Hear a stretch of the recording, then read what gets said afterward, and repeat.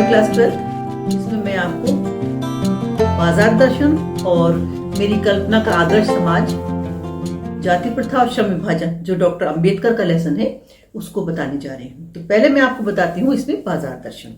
मैं लेसन को समरी बताऊंगी बहुत ही शॉर्ट में दोनों की, और उसके बाद उसी समरी को पॉइंट्स में लिखकर आपको दे रही हूँ, जो आपको मिल जाएगी और आप लिखित रूप याद करिएगा उसका। तो देखिए, पहले हम बात करते हैं आपसे बाजार दर्शन के बारे में।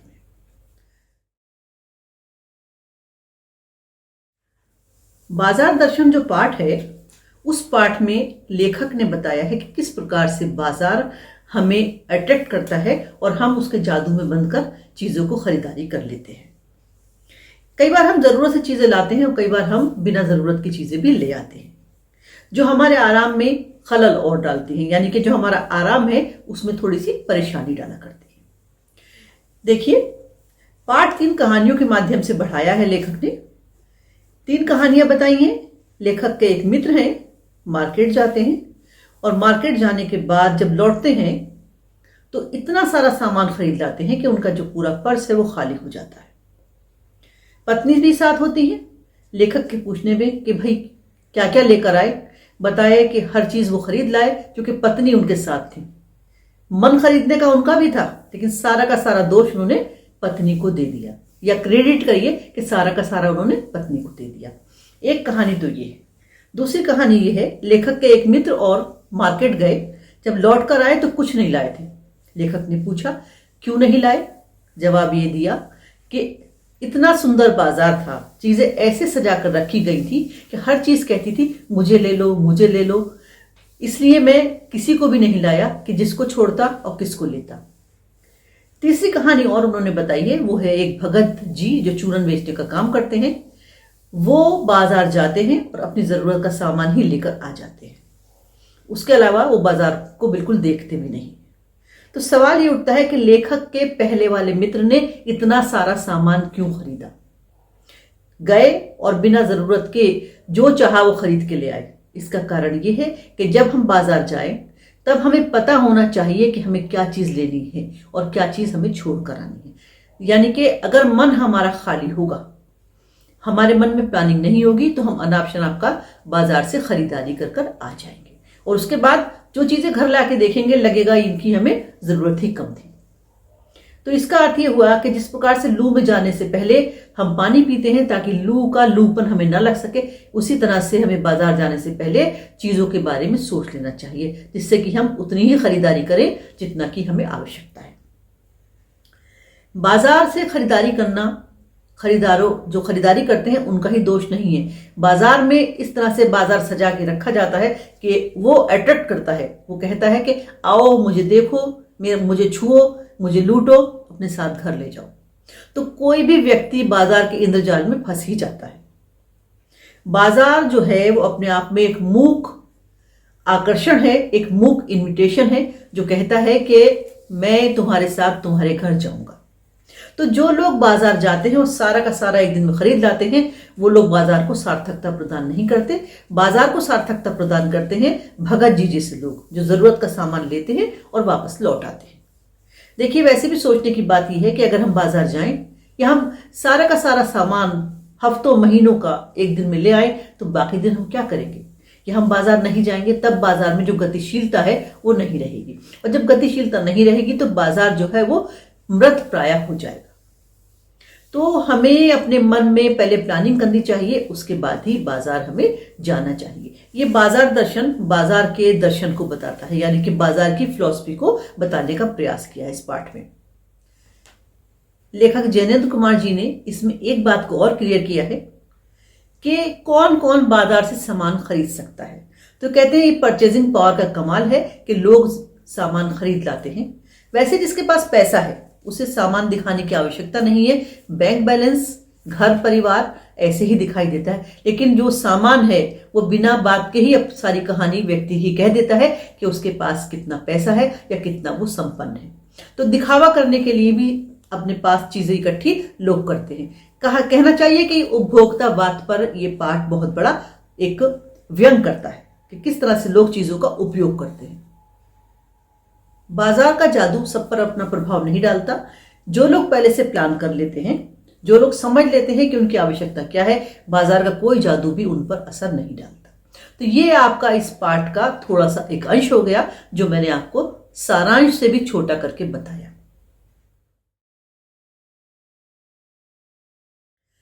वीडियो के इस भाग में मैं आपको जो हमारा एक पाठ और है, जाति प्रथा और श्रम विभाजन और मेरी कल्पना का आदर्श समाज, उसके विषय में थोड़ा सा बताऊंगी। तो पहले इसका हिस्सा लेते हैं हम, श्रम विभाजन और जाति प्रथा।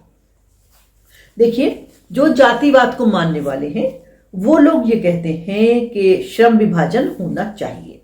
तो एक सभ्य समाज को चलाने के लिए श्रम विभाजन गलत भी नहीं है, ठीक है, लेकिन श्रम विभाजन की सबसे बड़ी खामी ये है या खराबी ये है कि श्रम विभाजन के साथ साथ श्रमिकों का विभाजन भी कर देता है, जो कि दुनिया के किसी भी सभ्य समाज में नहीं है। इसका सबसे बड़ा लॉस ये होता है कि व्यक्ति अपने जन्म से पहले ही किसी काम के साथ बांध दिया जाता है, यानी कि उसके परिवार में जो काम अपनाया गया है या उसके परिवार में जो काम किया जाता है उसे भी संसार में आने के बाद वही काम करना पड़ेगा। क्योंकि हमारी जो व्यवस्था है, ये पाठ बहुत पुराना है, मैं उसी समय की बात कर रही हूं। जो व्यवस्था है या जो व्यवस्था थी वो व्यक्ति को उसका कार्य बदलने की परमिशन नहीं देती थी। उस कंडीशन में अगर तकनीकी विकास बहुत अधिक हो जाए और व्यक्ति चाहे कि अपना काम बदल ले तो वो काम नहीं बदल पाता था, इससे उसको भूखे मरने की नौबत भी आ जाती थी। एक इसका सबसे बड़ा नुकसान और भी है कि ये वाला जो हमारा तरीका है वो व्यक्ति की रुचि पर आधारित नहीं है, और जब काम रुचि पर आधारित नहीं होता तो उतना सुंदर नहीं हो सकता, उतना बढ़िया नहीं हो सकता जितना कि मन से करके वो काम अच्छा होता है। तो जाति प्रथा और श्रम विभाजन जो है वो श्रमिकों का विभाजन करने के कारण बिल्कुल ठीक नहीं है, अंबेडकर का ऐसा कहना है। पाठ का दूसरा हिस्सा है मेरी कल्पना का आदर्श समाज।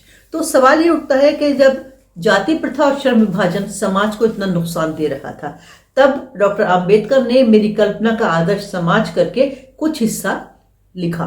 तो इसमें क्या बताया उन्होंने? ये बताया कि उनकी कल्पना का जो आदर्श समाज है कैसा होना चाहिए। हम सब जानते हैं कि डॉक्टर अंबेडकर संविधान निर्माता थे और वो संविधान बहुत बड़े बड़े 4 संविधानों की विशेषताओं हमारा समेटे हुए है। हमारा बहुत ही विशाल संविधान है जिसमें जो भी अच्छाइयां हो सकती थी वो सारी विशेषताएं पाई जाती है। तो इन्होंने ये कहा कि इनकी कल्पना का जो समाज होगा वो स्वतंत्रता, समता और भाईचारे पर आधारित होगा। स्वतंत्रता यानी कि हर व्यक्ति को हर कार्य करने की स्वतंत्रता होगी। बच्चों, आपने कहीं फंडामेंटल राइट्स या मौलिक अधिकार नाम से तो कुछ पढ़ा ही होगा हिस्ट्री में। ये उन्हीं अधिकारों की बात हो रही है। तो वहां पे आपने 7 पढ़े थे, यहाँ पे मैं 3 की बात कर रही हूँ। स्वतंत्रता का अधिकार होगा, समानता सबको होगी और भाईचारे पर आधारित हमारा समाज होगा। ऐसी कल्पना की थी डॉक्टर अंबेडकर। स्वतंत्रता से क्या तात्पर्य है? व्यक्ति को जाने आने की, अपना धर्म समाज मानने की, अपनी जिंदगी को अपनी मर्जी से जीने की स्वतंत्रता होगी और सभी समान होंगे, ऊंच नीच कुछ नहीं होगी, क्योंकि लोकतांत्रिक ढांचे के लिए यह भी एक आवश्यक है। आना जाना, संपत्ति रखना, जीवन के लिए जो जरूरी है उन चीजों को अपने पास रखना सबके लिए जरूरी भी होगा और सब इसके लिए स्वतंत्र होंगे। मनुष्य अपनी आवश्यकता का व्यवसाय चुन सकेगा और उसको आजादी होगी कि वो कौन सा व्यवसाय करे। अगर स्वतंत्रता नहीं होगी तो दास्ता हो जाएगी, और ये दास्ता किसी वर्ग विशेष की नहीं बल्कि समाज की दास्ता हो जाती है। कानून की दास्ता अलग चीज है और व्यक्तियों की दास्ता अलग चीज है। व्यक्तिगत जो दास्ता है वो व्यक्ति को पीछे ले जाती है। फ्रांसीसी क्रांति के नारे में समानता यानी समता शब्द हमेशा से विवाद का विषय रहा है, क्योंकि समता के जो आलोचक हैं वो ये कहते हैं कि सभी मनुष्य क्योंकि बराबर नहीं है, इसलिए ये कैसे संभव है कि सबको बराबर समझ लिया जाए। मनुष्य की समता यानी कि उसकी कैपेसिटी यानी कि उसकी जो योग्यता है वो 3 बातों पर निर्भर करती है: शारीरिक, वंश परंपरा, सामाजिक उत्तराधिकार और मनुष्य के अपने प्रयत्न। अगर देखा जाए तो इन तीनों ही दृष्टियों से कोई भी व्यक्ति समान नहीं होते, लेकिन अगर वो समान नहीं होते तो क्या इन 3 कारणों के कारण उनके साथ समान व्यवहार नहीं किया जाना चाहिए? तो उन्हें भी विकास का पूरा पूरा अवसर मिलना चाहिए। लेखक कहते हैं कि अगर उच्च वर्ग के लोग उत्तम व्यवहार करके जीत जाते हैं, तो उनका जो उत्तम व्यवहार है उसका कारण उनकी संपन्नता है। प्रयास मनुष्य को करते रहना चाहिए, क्योंकि प्रयास करना उसके वश में है और क्षमता उसके अंदर है, तो वो विकास पाके वो निश्चित तौर पर ही विजयी हो जाता है, यानी कि अपने जीवन में सुविधाओं को प्राप्त कर लेता है। थोड़ा सा मैं इसके अलग भी चलती हूं। स्वतंत्रता, समानता, भाईचारा, ये तीनों जो हमारे अधिकार हैं, ये अधिकार उस समय कहा गया था हमें मिलने चाहिए, लेकिन हम उसके बहुत आज आगे के समाज में हैं, हम बहुत आगे पहुंच चुके हैं, दशकों आगे इस वक्त हम हैं, ये सारे अधिकार अब हमारे पास हैं। तो इस तरह से बच्चों, ये आपका हो गया दोनों पाठों का थोड़ा सा एक परिचय टाइप सारांश। इसके सारांश के पॉइंट फॉर्म में मैंने जो लिखा है वो आपको नीचे मिलने वाला है, आप देखिएगा। आपके ये भी इस वीडियो से सारे लेसन कवर हो गए हैं। इसके बाद भी आप हर पार्ट को बहुत ध्यान से पेंसिल से अंडरलाइन करते हुए पढ़िएगा। वीडियो आपको अच्छा लगता है तो कमेंट बॉक्स में जाकर कमेंट जरूर कीजिएगा। Thank you.